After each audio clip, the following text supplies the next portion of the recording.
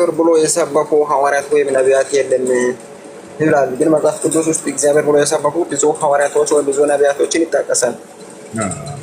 እሺ አሁን ሐዋርያቶች ቋንቋቸው ምን ነበር? አማርኛ ነበር ነው ሳይሆን ለምሳሌ እንትን አንደኛ ጢሞቴዎስ ምዕራፍ 3 ቁጥር 16 ሲል ሳልጠየቅኩም አንተ ጥቅስ ስጠይቅ ትሰጠኛለህ። እሺ አመሰግናለሁ። ሐዋርያቶች ቋንቋቸው ምን ነበር? እነሱ የራሳቸውን ቋንቋ ይጠቀሙ። ምን ችግር አለ? እንዴ ችግር አለ? በሐዋርያቶች እኮ ነው ወደ እነሱ ያስጠጋው። ይሄን ስለ እግዚአብሔር ብለው ሐዋርያቶች ሰብከዋል አልከኝ አይደለ? ሐዋርያቶች ቋንቋቸው ምን ነበር? ወይ እነሱ የጠቀሙትን ቋንቋ እኮ ነው አሁን በአማርኛ የተተረጎመው እንጂ እኮ ምንም ልዩነት የለውም። ስለ ትርጉም አይደለም ጥያቄ። አየህ አሁን ትርጉም ነው ይሄ ላይ ነው እግዚአብሔር የሚለው። ስለዚህ ሐዋርያቶች እግዚአብሔር ብለው አንጠሩም። በፍጹም ተጠርተዋል ካልከኝ ቋንቋቸውን ንገረኝ። ቋንቋቸው ምንድን ነው? የነሱ ቋንቋ ዕብራይስጥ ነው እንዴ? ነገር ግን እሺ እንደው ዕብራይስጥ ነው በሚለው እንሄድና አዲስ ኪዳን የተጻፈው የሐዋርያቶች መጽሐፍ ተብሎ የሚታሰበው በምን ቋንቋ ነው? ምን አልከኝ? አዲስ ኪዳን የተጻፈው በምን ቋንቋ ነው? ነው እሱ በምንም አይነት ቋንቋ ከተጻፈ ያው እንትን ትርጉሙ በአማርኛ ነው አይደል? ምንት ብሎ አይደለም። ለምሳሌ እኔ ከአማርኛ ውጪ ሌላ ቋንቋ አልችልም። ለምሳሌ አሁን አዳምጠኝ። እሱ አይደለም አሁን ጥያቄያችን ምን አለ መሰለህ፣ እኛ ለምሳሌ አሁን ኢትዮጵያኖች ነን አይደለ? ኢትዮጵያኖች ነን ገብቶሃል አይደለ? የአምላክ ስም ማን ነው ብለህ ብትጠይቀኝ ለኢትዮጵያዊ ሰው ልክ እንዲሁ ደግሞ አንድ ፈረንጅ ሙስሊም ይዘህ አንድ አፍሪካዊ ሙስሊም ይዘህ ከሁሉም ዓለም ሰብስበህ የአምላክ ስም ማን ነው ብትል አንድ ስም ነው የሚነግሩህ። ሁለተኛ ሌላ ስም አይነግሩህም። አላህ ብለው ይነግሩሃል። አየህ አይደለ? ይሄ ትርጉም አለው ወይ? ሌላ ጥያቄ ነው። ትርጉም አለው። ትርጉሙ በብቸኝነት የሚመለከው አምላክ ማለት ነው። እሱ አይደለም። አሁን ስለዚህ ምንድነው አንድ ክርስቲያን ኢትዮጵያዊ፣ አንድ ነጭ ክርስቲያን፣ አንድ አይሁድ ማን ነው በእስራኤል ላይ የሚገኝ ክርስቲያን፣ አንድ በግሪክ ላይ የሚገኝ ክርስቲያን፣ አንድ የአረብ ክርስቲያን ሁሉንም ሰብስበህ አምላክ ማን ነው ብለህ ጠይቃቸው። የሰው ነው የሚነግሩህ። እግዚአብሔር ብለው ይነግሩሃል። ባቸው አው እግዚአብሔር ብለው የሰበኩት ብዙ እንትኖች አሉ።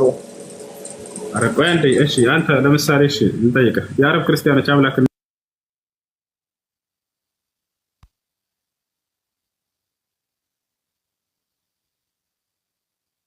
ማን ብለው ነው የሚጠሩት?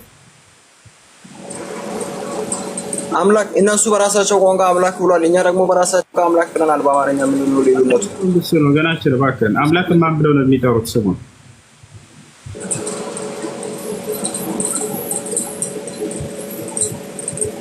የአረብ ክርስቲያኖች አምላክን ማን ብለው ነው የሚጠሩት? እሺ ካላወቅህ አዳምጠኝ። ወይ እኛ እኮ አረብ አይደለም እኮ እኛ ሀበሻ ነን እኮ። ረብ ፈጣሪ አሁን ስለ አምላክ ስም ነው እያወራን ያለ ነው፣ ስለ ሀገር አይደለም። የአምላክን ስም ማን ብለው ነው የሚጠሩት አረቦች? እነሱ ኦኬ አላህ ብሎ ከጠሩ እኛ ደግሞ አላህ ብለን አንጠራም፣ እግዚአብሔር ብለን ነው የምንጠራው። እሺ አላህ የሚለውን አትቀበልም? ለምን? አምላካችን ነው ብለው እነሱ አላህ የሚለውን ስም አላህ አምላካችን ነው ብለው ይናገራሉ። አረብ ክርስቲያኖች ተሳስተዋል ወይስ? ትርጉሙን እንኳን ሳናውቅ እንዴት ነው አላህ ብዬ የሚጠራው? እግዚአብሔር የሚለው ያው በመጽሐፍ ስለተጻፈ ልክ እንደዚህ ትዝግብ ይፈጠራል። አሁን አንተ ደግሞ ሄደህ የግብጽ ክርስቲያኖች ጋር አምላክ እግዚአብሔር ነው ብትለው አይሰማህም። ተሳስተሃል፣ ዞር በል አላውቅልህም ደግሞ ወይስ እኮ የነሱ የራሳቸው ጉዳይ እኛ ምን አገባ ነው? መጽሐፍ ቅዱስ ተጻፈው ነው። ስለዚህ ይሄ ችግሩ ምንድነው ከተባለ መሰረታዊ የነበረውን የአምላክን ስም ይዞ ባለማስቀመጥ ምክንያት የመጣ ችግር ነው። እኛ ጋር አንድ አረብ ክርስቲያን፣ አረብ ሙስሊም አንተ፣ የኢትዮጵያ ሙስሊም፣ አፍሪካዊ ሙስሊም፣ ነጭ ሙስሊም አንተ አምላክ ማን ነው ብትለው ምንም ያለው ምንም ልዩነት አምላክ እግዚአብሔር ነው። ደግሞ እግዚአብሔርን ያመለኩት እግዚአብሔርን ተባባላላችሁ የራሳቸው ጉዳይ። ስለዚህ ለማንኛውም ለእናንተ ለሙስሊሞች አላህ ቢሆንም ለእኛ ደግሞ ለክርስቲያኖች እግዚአብሔር ነው፣ ስሙ እግዚአብሔር ነው። ደግሞ አንደኛ ጢሞቴዎስ ምዕራፍ 3 ቁጥር 16 ላይ እግዚአብሔርን የማምሰል ምስጢር ያለ ጥርጥር ታላቅ ነው። እንትን እሺ አዳም በቃ ብዙ ነገር ይላል። ቦታውን አዳም ማለት ትችላለህ። ያው ሐዋርያቶች እግዚአብሔር ብለው ሰብከዋል ያልከው ስህተት መሆኑን ተረድተሃል? ኦኬ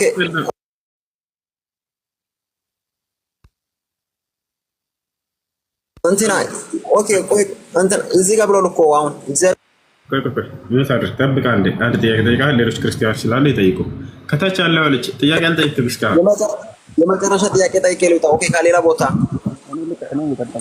አንድ ጊዜ አዳምጥ እባክህ፣ ስለማውቅህ አዳምጥ። የመጨረሻ እያልክ እስከ ማታ ድረስ ትቆያለህ። አንዴ ጠይቁና ትጠይቃለህ። ከታች ያለው ልጅ ሰላም ብያለሁ። ሰላም እንዴት ነው? ጥያቄ አለ። እሺ ጥያቄ ምንድን ነው? ነብዩ መሐመድን መጀመሪያ የተቀበለው ማን ነው? እና በተፈጠረው ደግሞ ነብዩነት ምን እንዲህ አለ? ከፍ አድርገው በደንብ አይሰማም። አይሰማም? አሁን ይሰማል። እሺ ነብዩ መሐመድን እንደ ነብይ መጀመሪያ የተቀበለው ማን ነው? የተቀበሉትም እንዴት አይተነው? ለምን መስዋዕት ነው? ወላሂ በደንብ አልሰማሁም። ሰምታችሁታል? በደንብ አልተሰማኝም። የሆነ የተደበቀ ነገር ነው። አይሰማም። አሁን በቃ ኤርፎን ልጠቀምና በኋላ ልጠይቅ። ይቀጥል። አሁን ይሰማል። ልክ እንዳወራ ተናገር። ነብዩ መሐመድን እንደ ነብይ የተቀበለ መጀመሪያ ማን ነው? ጥሩ። ነብዩ መሐመድ ሰለላሁ ዐለይሂ ወሰለምን እንደ ነብይ የተቀበለ ለመጀመሪያ ማን ነው ከተባለ ነብይነታቸውን የመሰከረ እንግዲህ በእርሳቸው ላይ ያየውን አይቶ ነብይነታቸውን የመሰከረ የመጀመሪያው ወረቃ ኢብኑ ነውፈል አለ፣ እነ ኸዲጃ አለች፣ አቡበክር ስዲቅ ረዲየላሁ ዐንሁ أول من آمن من الرجال أبو بكر الصديق رضي الله عنه، وأول من شهد للنبي صلى الله عليه وسلم بالنبوة هو ورقة بن نوفل. እንግዲህ እነ አቡበክር ስዲቅ ረዲየላሁ ዐንሁ እነዚህ እነ ቢላል ረዲየላሁ ዐንሁ እነ ዓሊ ብን አቢ ጣሊብ ረዲየላሁ ዐንሁ እነዚህ ታላላቅ ሰሓቦች በነብዩ ሰለላሁ ዐለይሂ ወሰለም ነብይነት የመሰከሩ ናቸው። እሺ ማስረጃቸው ምንድን ነው? እንዴት ነው ነብይነት ያወቁት? በምን መስፈርት? ኦኬ ነብይነት እንግዲህ ቅድም እያነሳሁለት ነበር ከታች ላለው ልጅ አብሬ ለሁለታቸው ልመልስላችሁ። የነብይነት ማረጋገጫ ምንድን ነው የሚለውን ስንመጣ ጊዜ ተአምራትን ያሳያቸው ነበር። ተአምራቶችን ማየት የሚፈልግ ክርስቲያን ካለ ሁላቸውን ያሳያቸዋለን። አንተ ነብይ ለመሆንህ የነብይነትህን ማረጋገጫ አሳየን እያሉ ይጠይቋቸው ነበር። ሰዎች እየመጡ ለምሳሌ ጨረቃን ከፍለው እንደዚህ አሳይተዋቸዋል። ይህ አይን ያዩ የመሰከሩ ሰዎች የዘገቡት ዘገባ አለ፣ ቡኻሪ እና ሙስሊም ላይ ይገኛል።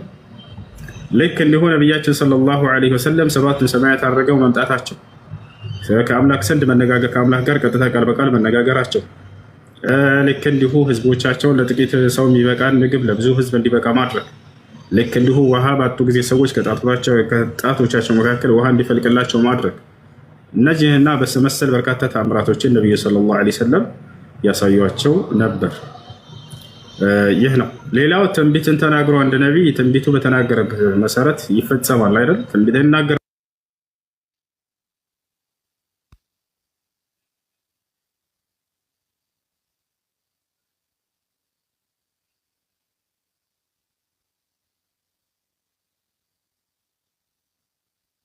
ቃልን ይዞ እርሱን የሚያመላልስላቸው እና መልአኩ ገብርኤል ለመሆኑ አላህ ራሱ ይመሰክራል። ነቢዩ ሰለላሁ ዐለይሂ ወሰለም መስክረዋል። ያዩ የመሰከሩ የዓይን እማኞች መስክረዋል። ራሱ መልአኩ ገብርኤል እኔ ገብርኤል ነኝ አንተ የአላህ መልእክተኛ ነህ እያለ በአራቱም መንገድ እንደዚህ ምስክሮችን እናገኛለን። በገብርኤል አማካኝነት ቃል ይመጣላቸው ነበር።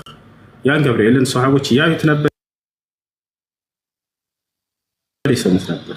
ይህ ቃል ሲመጣ ሌላ ምስክር እንፈልጋለን፣ እርሱ ብቻ ምስክር ሊሆን አይችልም የሚል ሰው አካል ካለ እንኳን ማለት ነው። እና በዚህና በመሰል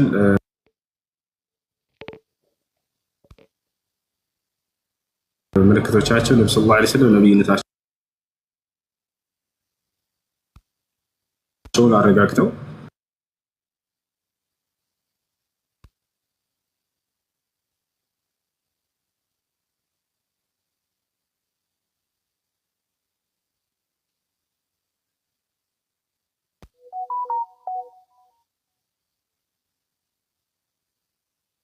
ለይተኒ ኩንቱ ፊሃ ጀዝዐን ለአንሱረነከ ነስረን ሙዐዘራ። እንግዲህ እርሱ ይህ ሰው ያነበበው በትንቢት ደረጃ ነበር። እንዲሁ ከነቢያት ሲመላለስ የነበረውን መልአክ ባህሪውን ያውቃሉ። የኢትዮጵያው ንጉሥ ሳይቀር ወደዚህ ቃል የሚወረደው ከአንድ ምንጭ የተቀዳ የነቢያትን ትምህርት ነው ይዞ የመጣው ሙሐመድ ብሎ የኢትዮጵያው ንጉሥ አምኗል፣ መስክሯል። መጀመሪያ ካመኑና ከመሰከሩ መካከል ነው እሱ። እንዳሁ በኢትዮጵያ ላይ የሚገኙ በነቢዩ ሙሐመድ ሰለላሁ ዐለይሂ ወሰለም ጊዜ የነበሩ በኢትዮጵያ ላይ የሚገኙ ቀሳውስቶችና መነኩሴዎች እንዳለ ሰልመዋል፣ አምነዋል፣ ንጉሱን ጨምሮ ማለት ነው። ይሄን አላህ በቁርአን ላይ ታሪካቸውን ገልጾታል። መነኩሴና ቀሳውስት እያለ ስማቸውን ሁሉ ጠቅሶ ማለት ነው። ለተጅደነ አሸደ ናሲ ዐዳወተን ሊለዚነ አመኑ ልየሁደ ወለዚነ አሽረኩ ወለተጅደነ አቅረበሁም መወደተን ሊለዚነ አመኑ ለዚነ ቃሉ ኢና ነሳራ ዛሊከ ቢአነሁ ሚንሁም ቂሲሲነ ወሩህባነን ይላል። ቀሳውስቶችና መነኩሴዎች እያለ ይገልጻቸዋል። በመልእክተኛ ላይ የተወረደውንም ቃል በሰሙ ጊዜ አለቀሱ፣ አመኑ እያለ ይናገራል። ወኢዛ ሰሚዑ ማ ኡንዚለ ኢለ ረሱል። እርሳቸው ብቻ አይደሉም። በነቢዩ ሰለላሁ ዐለይሂ ወሰለም ዘመን እስልምናን ከተቀበሉ መካከል የሮሜው ጳጳስ ወደ ሮሜ ሰዎች ደብዳቤ ልከው ነበር። ነቢዩ ሰለላሁ ዐለይሂ ወሰለም ወደ ሮሜ ሰዎች ደብዳቤ ልከው ነበር እያልኩ ነው ጀማዓ። ለሮሜው ጳጳስ ለታላቁ ጳጳስ ላኩ።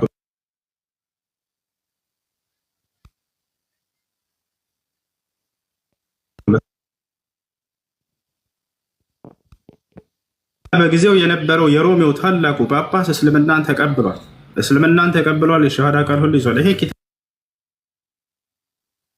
ላይ ሳስተምራችሁ ነበር ከዚህ በፊት ከዙሁር እስከ አሱር ድረስ ባለው የኪታቡ ስም ሸይኹል ኢስላም ኢብኑ ተይሚያ ረሒመሁላህ ተዓላ የጻፉት ነው። አልጀዋቡ ሶሒሕ ሊመን በደለ ዲን አልመሲሕ የሚለው የመሲሁን መንገድ በቀየሩና በበረዙ ሰዎች ላይ ትክክለኛ የሆነ ምላሽ ወይም መልስ የሚል መጽሐፍ አለው። በዚያ ላይ ጠቅሶታል ይህን ታሪክ። የሮሜው ታላቁ ጳጳስ እስልምና ቀርቦለት አዎ መሲሁ ቃል የገባልን በመጨረሻው ዘመን ይመጣል ያለው ነቢይ እርሱ ራሱ ነው ሙሐመድ ብሎ ቃል በቃል የመሰከረበት ሁሉ እዚያ ጋር ታገኛላችሁ። እና ይህን ይመስላል። የዙሁር ሶላት ደርሷል። እዚህ ዛህራ አለ ሶሪ ጣልቃ ስለገባሁ ሶሪ። ያው የኔን ፖይንት እየመለስክ እሱም የጠየቀው የኔ ጥያቄ ስለሆነ ነው እንትን ያልኩት። ቅድም እኔ የጠየቁት ጥያቄ ነው መሐመድ ነቢይ ስለመሆናቸው የሚገልጽ ማስረጃዎችን ስጠኝ ብዬ በጠየቁ እሱና የኔ ጥያቄ አንድ ነው። አሁን ደግሞ ስታወራ የነበረው ሮም ላይ መልእክት ስለማድረሱ ሮም በወቅቱ ሮም ላይ ነግሶ የነበረው ስለ ሮም መንግስት ስናገር እኮ አሁን እያወራህ ያለው አንተ ስለ መሐመድ ነው። ግን እዚህ ጋር ደግሞ በመጽሐፍ ቅዱስ የተማርነው አይነት ከሆነ የሐዋርያ ጳውሎስ መልእክት ነው ወደ ሮሜ ሰዎች የተላከው በሚል ደግሞ ሮም ላይ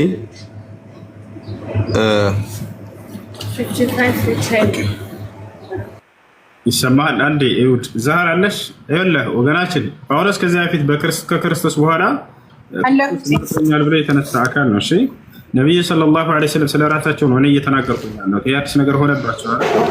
አው ነብዩ መሐመድ ሰለላሁ ዐለይሂ ወሰለም ወደ ሮሜ ሰዎች ደብዳቤ ልከዋል።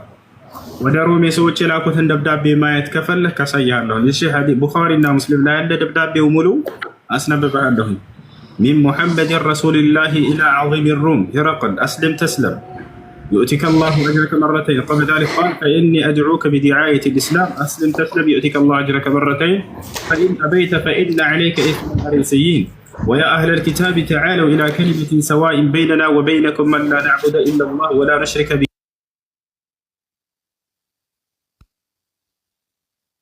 شيئا ولا يتخذ بعضنا بعضا أربابا من دون الله فإن تولوا فقولوا اشهدوا بأننا مسلمون والسلام على من اتبع الهدى.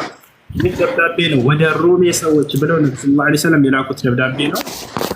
እዚያ ላይ እናገኘዋለን። ሰዎች ሆይ ሰላሙ ሰላም ትሆናላችሁ፣ እኔ የእስልምናን ጥሪ አደርግላችኋለሁኝ እያሉ ሁላችንም አንዱን አምላክ በብቸኝነት እናምልክ፣ በእርሱ ላይ ቅንጣትን አናጋራ የሚል ጥሪ ያደረጉላቸው የሮሜው ንጉስ ተአምርን እኔ ማየት ፈልጋለሁኝ፣ አለቅነት በጫንቃው ላይ ይደረግለታል ወይንም የነብያት መደምደሚያ የሚል ትከሻው ላይ ታገኛላችሁ፣ ሂዱና አረጋግጡልኝ አለ። ወታደሮቹ ተላኩ፣ ራሱ ላካቸው።